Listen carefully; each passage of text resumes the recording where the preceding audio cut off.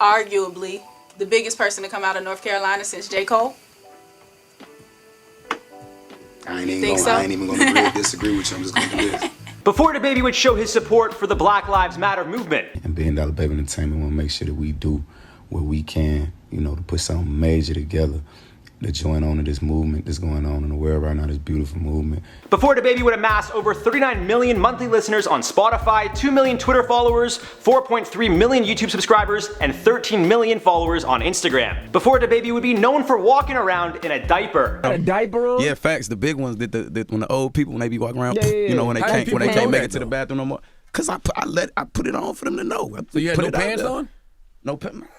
I had some drawers on under. DaBaby's career really has been like no other, overshadowed with past controversies, getting checked by clout chasers, and of course going viral for walking around in adult-sized diapers. It seems there really was nothing left to chance here. Even with all the drama and negativity he's had to deal with, somehow DaBaby has managed to find his way to the top of the rap game, with numerous songs and albums topping the charts. But it wasn't always easy for the Charlotte-raised charismatic rapper, whose videos also grabbed the attention of the world.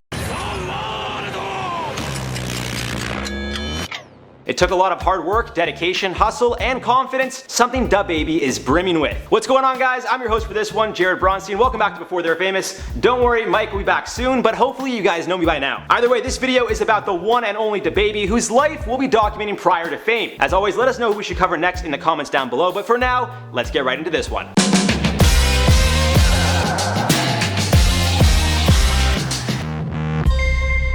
Hey, be sure to subscribe and hit that bell. Boom!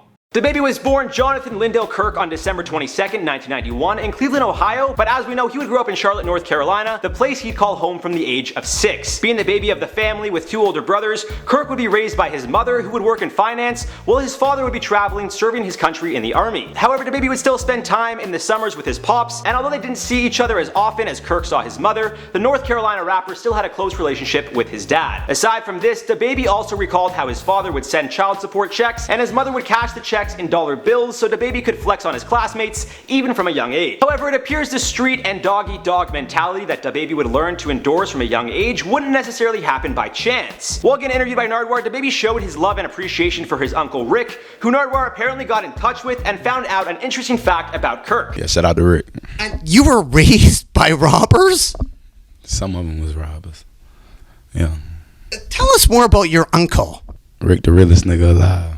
You know what I mean? From the age of 5, DaBaby knew he wasn't going to work your average 9-to-5 job, but wanted to find something that was going to make him a lot of money. We're talking millions of bucks, so he could live the lifestyle he's currently living. But DaBaby certainly wouldn't be an overnight success, and his work ethic and determination would allow him to start grinding from a young age. But before dominating the rap game, DaBaby took to the streets. By hustling and grinding at the age of 17, DaBaby would really start to secure the bag, and it wouldn't be long before he started seeing real success, telling XXL back in a 2017 interview, I quote, "I had already been successful with the things I was doing on the streets. I really kinda got bored with it. I had a couple of foreign cars, and this at the age of 21.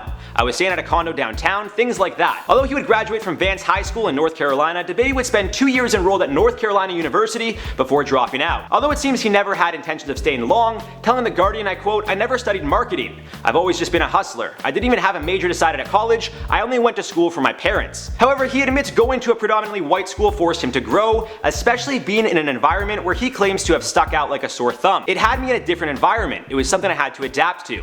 At first, I'm like, what the f am I doing here? I did what I did for 2 years, and then I went back to the city. I came back a grown man." You stand like this, boy, they know what time it is. I mean business. Thing is, you gotta find a way to have fun and work hard at the same time.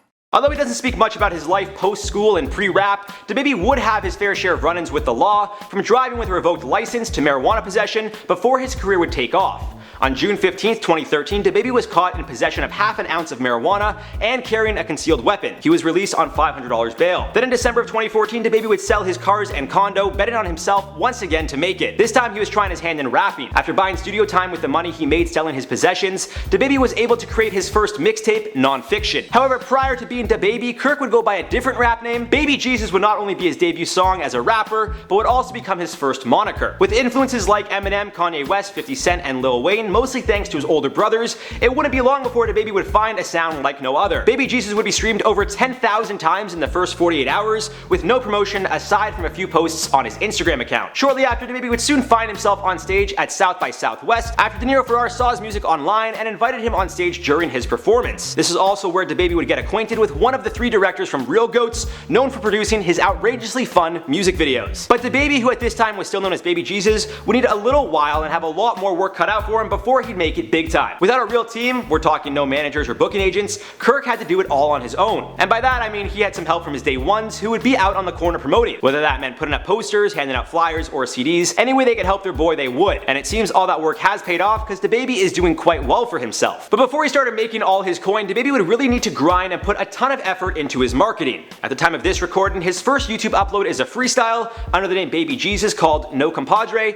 posted on May 25th, 2015. That same year, DaBaby would go on to drop Dab City, Carolina Panthers' anthem. Between the song itself and the hilarious visuals, it wouldn't be long before the likes of World Star Hip Hop would pick up the video and help DaBaby's rise to stardom grow even faster. After dropping 2 more mixtapes, So Disrespectful in September of 2015 and the 10-minute mixtape in November of that same year. After paying a large sum of money to Lil Bozy to jump on the Baby Jesus remix, it was clear DaBaby meant business. DaBaby would be performing locally, not only getting more comfortable on the stage, but also growing his brand on his own, which would eventually lead to a short tour in 2016. That same year, DaBaby would drop 2 more tapes, God's Work and God's Work Resurrected. But it wouldn't be until he teamed up with Arnold Taylor of South Coast Music Group label that things would really start happening. Being a big-time radio promoter, Taylor not only helped DaBaby get some airtime, but also really took his career to the next level. Around this time, DaBaby also dropped the Jesus from his name, which he explains in the video DaBaby aka Baby Jesus, DaBaby intro. But as we know, DaBaby was always heavy on marketing, so to no surprise, he did something that got the people talking at South by Southwest in 2017. I mean, a grown man walking around in a diaper is usually a bad look, but it seems for DaBaby, somehow the guy made it work. And after going viral for walking around like a life-size baby, DaBaby continued to put in work by dropping a total of 6 mixtapes in that year alone,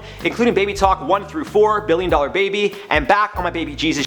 But don't get it twisted, this diaper thing wasn't done by chance. DaBaby is a calculated man and he knew it would help him grow his brand, explaining, I quote, "My internet presence was definitely bigger than my music. I'm so good at marketing, so once I knew I had them looking, I turned up with the music. I knew what I was doing. It was premeditated."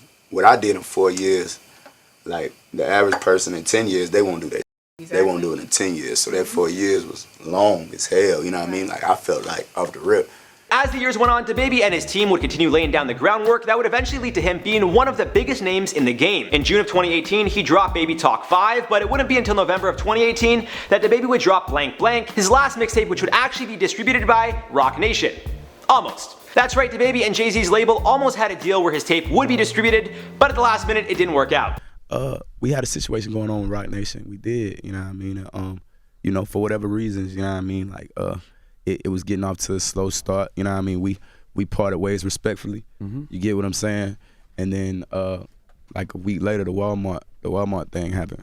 Unfortunately for DaBaby, his tape Blank Blank wouldn't be the only reason people were talking about him that month. In fact, it seems an incident at a Walmart would overshadow not only his tape, but a lot of his career. And although there would be a handful of rumors regarding the situation, DaBaby claimed he shot a man in self-defense. Unfortunately, that man, 19-year-old Jalen Dominique Craig, would be shot and killed after allegedly running up on DaBaby in the produce section. DaBaby would be charged with 1 count of carrying a concealed weapon. However, the misdemeanor was dropped after a key witness failed to appear in court. The family of Craig then pushed for a retrial, which would lead to DaBaby sentenced to a year of probation. However, he went to Instagram to clear things up. To walk down on you and your whole motherfucking family, threaten y'all, whip out on y'all.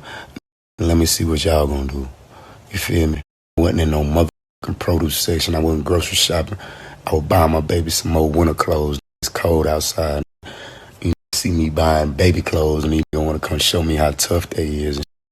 Come on. It seems 2019 would really be DaBaby's biggest year after he would eventually sign with Interscope Records, landing a 7-figure deal. Of course, with the controversies DaBaby found himself in, you'd think he'd have issues getting signed. But the guy's charismatic ways and undeniable talent actually led to a bidding war to break out among a handful of labels, looking to secure the rap game's next big thing. His album Baby on Baby would also drop, debuting at 25 on the Billboard 200 album charts in the US, and featuring the likes of Offset, Rich Homie Quan, and Rich the Kid. His song Suge would also debut at number 87 on the Billboard charts, but by June would make it to the top 10. This same year, DaBaby would also be featured on the XXL Freshman's Class, along to the likes of Megan Thee Stallion, Roddy Ricch, and Blueface, to name a few. Aside from dropping his debut album, DaBaby would jump on features with Megan Thee Stallion on the song Cash Shit and Quality Control's Baby, as well as the track Under the Sun, which was on Dreamville Records' Revenge of the Dreamers. August of 2019 would see DaBaby announcing his second studio album, Kirk, which would be released on September 27th, debuting at number 1 on the US Billboard charts. He would also jump on remixes of Stop Snitchin' by YG, Truth Hurts by Lizzo,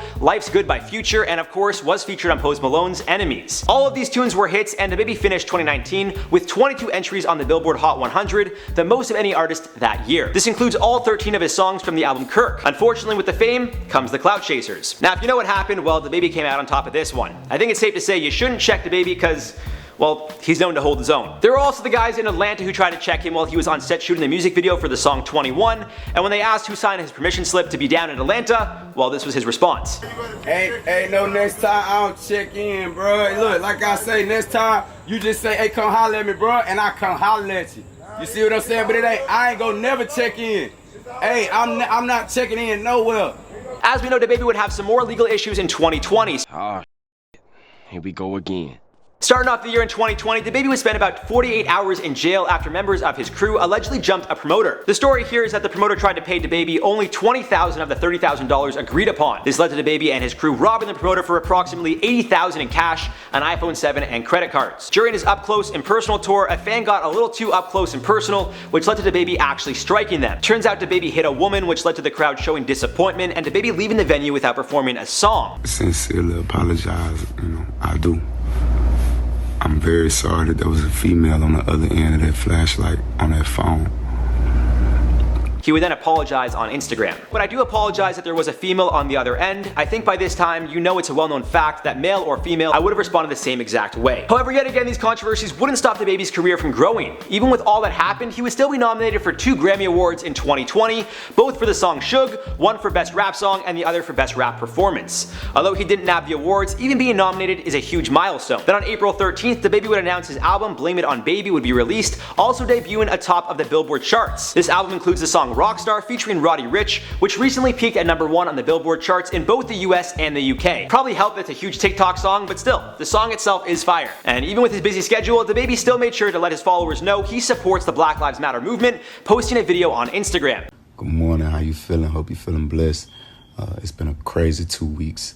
For me and the team, we've been super busy, super busy, but now that we got everything checked off our list and completed all the tasks that we had on our agenda, and we back around the way, me and DaBaby Entertainment want to make sure that we do what we can, to put something major together to join on to this movement that's going on in the world right now, this beautiful movement, and to make sure that these voices that's been affected firsthand by systematic racism and racism from the police, get heard, because we know we done went through it and we done cried out for help several times and received nothing in return, man. You get what I'm saying? So it's just beautiful to see that, they listening up right now, So we want to make sure that we get with the people of influence, man, and do our part and just create some type of platform for the voices to be heard and need to be heard. So all the people of power, influence in the city, I'm going to be reaching out. I'm going to have my staff reaching out, and I look forward to y'all reaching out to me.